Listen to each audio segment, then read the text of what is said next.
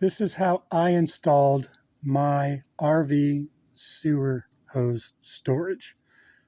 5x5 vinyl fence post. I used a full 8 feet. I put it under the RV, propped it up with jack stands to get it exactly where I wanted it.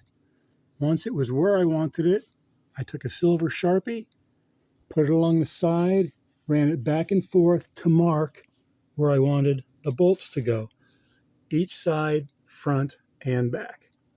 Next, I crawled under the RV and noticed I had angle iron, 4 of them, going across the top of the vinyl fence post. Knowing this might be an issue, I went to my local Habitat for Humanity and bought a timing belt for $2. I put a dot everywhere that this angle iron lined up with the fence post. Once I had all my marks done, I took the fence post to the workbench. Where I had marked the dots, I used a speed square to draw lines across the top of the fence post.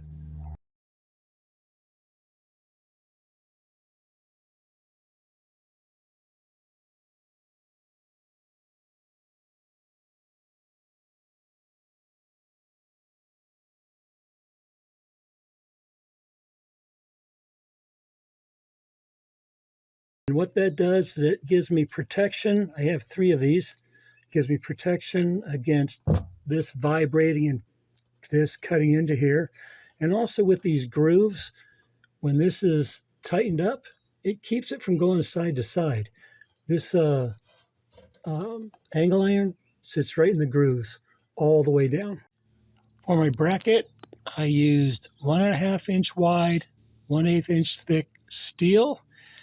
Cut them to 7 inches each, drew a line on each side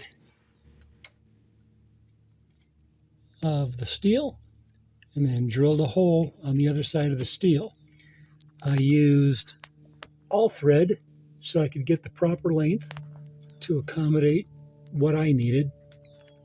I bought a 3-foot piece and just cut each piece 8 inches long using 5/16. I didn't want anything too thick because I only had so much room to work with in the frame. When you're first putting everything together, use wing nuts down here and up top because you're going to be making a lot of adjustments to get everything just right. It makes it a lot easier to tighten and loosen just by hand till you get everything dialed in exact. I had a 2-inch gap to fill between the top of the fence post and the bottom of my frame. What I used was a kitchen cutting board. I cut 2 strips, sandwiched them together, and just drilled a hole on each side and tightened them. I riveted a hinge to the post cap, but what I did was instead of pushing the cap all the way on, I backed it out halfway, drew a line, and that's where I mounted the hinge. Makes it easier to open and close. To put a little bend in my hinge, what I did was I stuck it in a vise where I wanted the bend to go, bend to go, bend to go. Just hit it with a hammer a little bit until I got the bend that I wanted. Use the locking hasp right here. Cut out holes to accommodate the rivets on both sides. For the handle, just an eye bolt, nut and washer on the inside. I wanted to keep the elbow attached to the sewer hose, but it wouldn't fit inside the tube. So I used a hole saw, cut a circle out, and then a jigsaw to cut this part out. So it slides right in, right there.